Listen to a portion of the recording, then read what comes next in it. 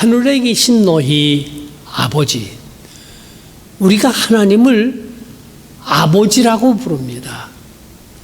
하나님을 아버지라고 부르는 사람들은 또한 그의 자녀들이 되는 겁니다.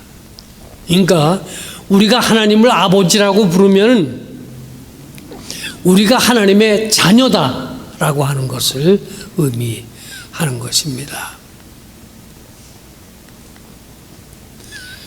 주기도문에서 가장 중요한 부분이 제일 첫 번째 나오는 패러그래프, 하늘에 계신 우리 아버지여 이름이 거룩히 여기심을 받으시오며 라고 하는 겁니다. 누구나 다 하나님을 아버지라고 부르는 게 아닙니다. 하나님을 아버지라고 부르는 사람들이 있습니다. 자기가 하나님의 자녀, 하나님의 아들이요, 하나님의 딸이다. 이것을 알고 있는 사람들이, 그렇게 믿고 있는 사람들이 하나님을 하늘에 계신 우리 아버지 이렇게 부르게 되는 겁니다. 그러니까 이 주기도문을 할 때 이게 아주 중요한 부분이에요. 내가 누구인가? 내가 과연 하나님의 자녀답게 살고 있는가? 내가 과연 하나님의 딸과 하나님의 아들로서의 자격이 있어서 하나님을 아버지라고 부르는가? 이것이 분명해야 하는 겁니다. 그래서 하나님을 아버지라고 부르는 것은 아주 중요한 신앙의 요점이 되어집니다. 하나님을 나의 아버지라고 믿는 사람, 그리고 이 세상에 있는 모든 인간들이 하나님의 창조하신 바 모든 피조물이다 라고 하는 것을 믿는 그 사람들이 자신도 인간답게 살고 있고 다른 사람들도 인간답게 대할 수가 있습니다. 제 페이스북에 지난 주간에 어떤 분이 이 영상을 올렸습니다. 계란 파는 노인입니다.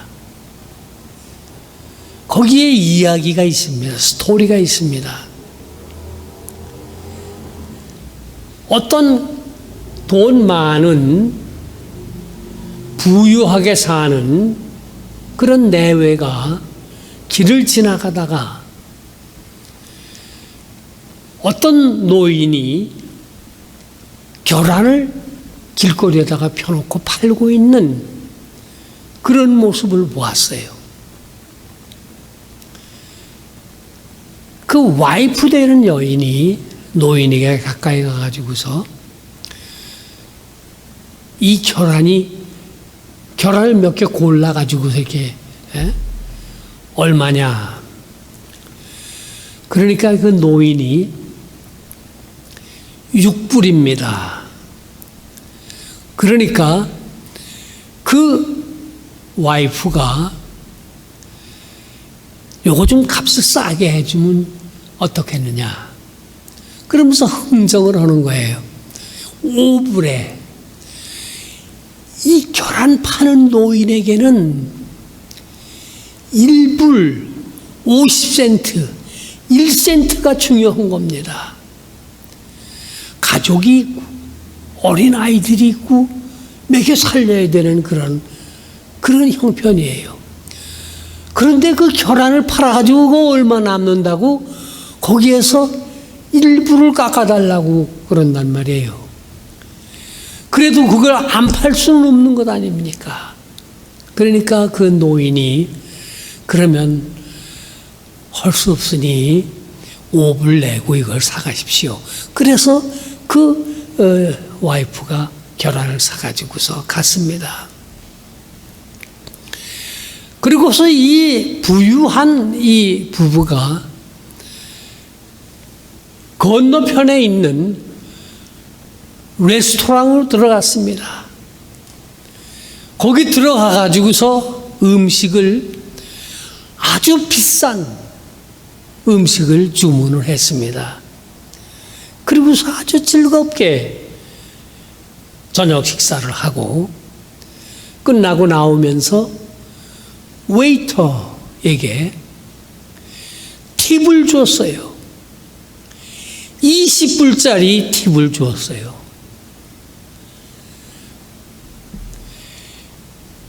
이 영상을 올린 그 분의 그 이야기는 이런 겁니다. 20불이면은 이 할아버지, 그 계란 파는 노인에게는 거액의 돈인데, 그 노인에게는 값을 깎아서 6불짜리를 5불에 사고, 그리고서 식사 후에, 그 화려한 식사 후에 그 웨이터에게는 20불짜리 팁을 주는 이러한 것이 오늘의 우리가 살고 있는 이 세상에서 흔히 일어날 수 있는 일이다. 그런 겁니다. 요점은 뭐냐? 식당에서 일하는 웨이터나 길거리에서 계란을 파는 가난한 노인이나 무엇이 다르냐? 만약에 이 부부가 하나님을 믿는 사람이었었고 자기가 하나님의 자녀라고 하는 것을 알고 있었고 이 세상의 모든 인간이 다 하나님께서 창조하신 하나님의 피조물이요 형제 자매라고 하는 것을 알았다고 하면은 이런 일은 할 수가 없었을 것이다. 포인트는 거기에 있는 겁니다. 우리는 모두 다 하나님의 피조물이요 모두 다 하나님께서 사랑하시는 똑같은 동일한 인간들이다. 하나님께서 비를 내리실 때에 의롭고 진실한 사람들에게만 비를 내리시고 어두운 곳에서 악한 일을 행한 사람들에게는 비를 내리지 않는 그런 하나님이 아니시다 이거예요. 똑같이 비를 내리시는 그런 하나님이시다. 하나님을 아버지로 믿을 수 있는 사람, 그 사람이 이 세상에서 모든 사람들과 더불어 형제 자매로서 살아갈 수가 있는 것입니다. 인생의 궁극적인 목적, 인생의 궁극적인 가치가 무엇이냐? 모든 인간들이 형제 자매로서 하나님을 아버지라고 부르면서 살아갈 수 있는 그것이 우리가 궁극적인 가치, 궁극적인 목적이 되어야 하는 것인데 이게 우리가 살고 있는 이 세상에 그렇지가 않아요. 러시아가 우크라이나를 저렇게 불법으로 점령을 해놓고 막대한 무기를 미사일을 쏘아가지고 선량한 사람들을 죽이고 그 땅을 점령을 해서 그걸 빼앗는다고요. 형제 자매로 생각하는 게 아니에요. 약탈의 대상으로 삼고 저 일을 하고 있는 것인데 전 세계에 있는 모든 사람들이 이것은 옳지 않다고 그렇게 판단을 하고 우크라이나를 돕고 있는 것입니다. 우리가 살고 있는 이 세상에서 궁극적으로 목적을 갖추어야 될 것이 하나님을 믿고 예수를 믿는 그리스도인들로부터 시작이 되어야 합니다. 오늘 이 산상수훈에 예수님의 말씀을 듣기 위해서 그 산에 왔던 사람들, 그 중에는 유대인들도 있었습니다. 예수님도 유대인이었었어요. 이방인들도 있었습니다. 예수님이 구원자임을 믿고 그를 따르기 위해서 찾아왔던 사람들도 있었습니다. 제가 이 슬라이드에는 넣지를 않았습니다. 그러나 예수님의 평생을 사는 동안에 예수님을 따라다닌 사람들 중에 예수님의 말씀을 듣고 그 말씀을 진리로 삼고 따르려고 하는 사람들도 있었지만은 예수님이 하시는 말씀을 꼬투리를 잡고 어떻게든지 예수님을 시험에 걸리게 만들고 예수님이 가르치시는 말씀이 옳지 않다고 하는 것을 입증하기 위해서 왔었던 그런 사람들도 있었습니다. 그러나 그런 사람들은 우리가 고려할 대상이 아닙니다. 중요한 것은 여기 예수님을 따라왔던 이 사람들은 정말 진심으로 예수님의 말씀을 듣고 진리를 따르고 그 말씀을 순종하려고 따라왔던 사람들입니다. 그러니까 여기 이 산상수훈에 있는 이 말씀들은 아주 중요한 말씀들인데 예수님께서 같은 산상수훈에서 이런 말씀을 하셨어요. 거룩한 것을 개에게 주지 말며 너희 진주를 돼지 앞에 던지지 말라 하셨습니다. 예수님을 따라왔던 사람들 중에서 정말 예수님의 말씀을 듣고 그 말씀대로 살려고 하는 사람들도 있었지만은 예수님의 말씀을 꼬투리 잡아가지고서 흠을 잡고 대적하려고 하는 사람들도 있었어요. 그 사람들에게도 이 말씀, 증거하는 이 말씀이 갔는데 예수님께서는 그것을 아시고서 하시는 거예요. 거룩한 것을 개에게 주지 말라. 진주를 돼지 앞에 던지지 말라. 그러면 거룩한 하나님의 말씀과 진주를 주어서 안 받으면 그만이지가 아니에요. 네. 그 사람들이 그 거룩한 것을 받아가지고 그 진주를 받아가지고서 그걸 발로 밟고 그 거룩한 것과 그 진주를 준 그 사람을 대적해서 찢고 상하게 하는 수가 있다. 이런 말씀이에요. 이 참 엄청난 말씀이에요. 우리가 나아가서 때를 따라서 복음을 전파하고 하나님의 말씀을 전해야 합니다. 그런데 아주 조심스럽게 해야 하는 것입니다. 내가 복음을 전한다고 해서 그 사람이 정말 마음을 열고 가슴을 열고 그저 복음을 즐거운 마음으로 받아들이는 사람들이 있어요. 그러나 그 중에는 개와 같고 돼지와 같고 오히려 복음을 전하는 사람들, 하나님의 말씀을 증거하는 사람들을 찢고 상하게 하는 그런 사람들이 있음을 알아야 됩니다. 예수님께서 그것을 아셨어요. 그래서 이 산상수훈에서 그 말씀을 하셨던 겁니다. 그러나 다시 말씀드리지만은 우리가 초점을 맞춰야 될 것은 그런 사람들, 그 부정적인 그런 사람들에게 초점을 맞춰서는 안 됩니다.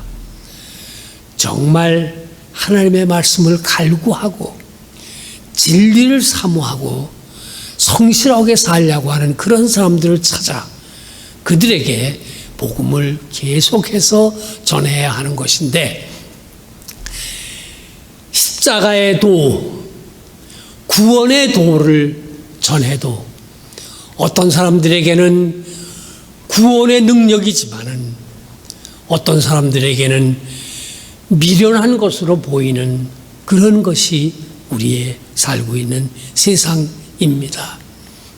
우리가 항상 그걸 기억해야 되는 겁니다. 예수님 앞에 왔던 사람들은 가난한 사람들이었었어요. 자기들의 일상을 희생해 가면서 예수를 구주로 삼고 일생을 예수와 함께 하기로 하고 예수를 따라왔던 사람들이 오늘 우리가 읽은 이 성경의 무리와 제자들입니다. 여기 오늘 앉아서 이 성경 말씀을 읽는 저와 여러분들이 이 무리와 제자들인 것입니다. 예수님을 구세주로 영접하고 그가 나를 위하여 죽으셨고 나를 위하여 부활하셨음을 믿고 그 다음에 그분에게 나 자신의 몸을 던져 전적으로 그분에게 헌신하는 그런 사람들, 하나님의 자녀들입니다.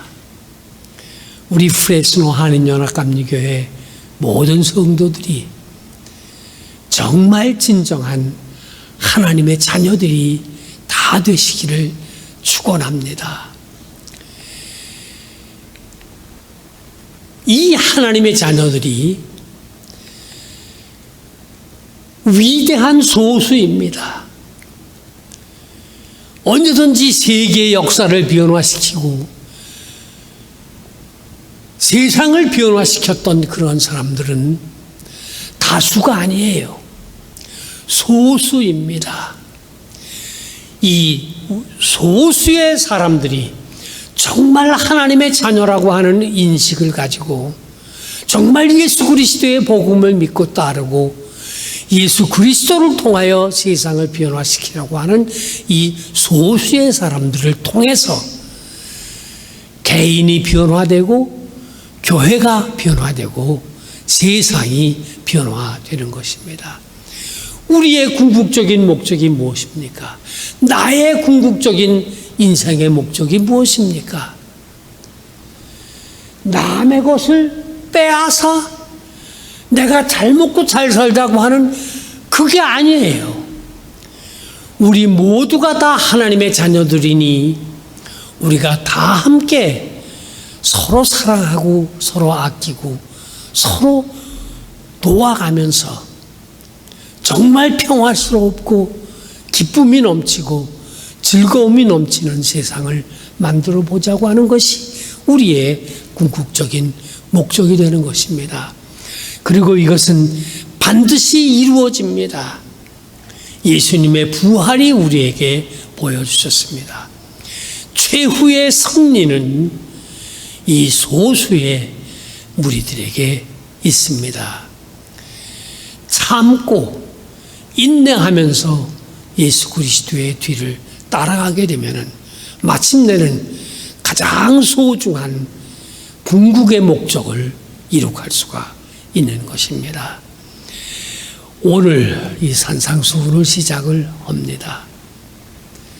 산상수훈을 통해서 저와 여러분들이 정말 예수님의 진리의 말씀을 깨닫고 이 말씀을 비록 소수의 무리이지만은 힘차게 실행해 나갈 수 있는, 그래서 마침내 최후의 승리를 모두 함께 거둘 수 있는 그런 성도들이 되시기를 주님의 이름으로 축원합니다. 아멘. 할렐루야. 잠시 기도하시겠습니다.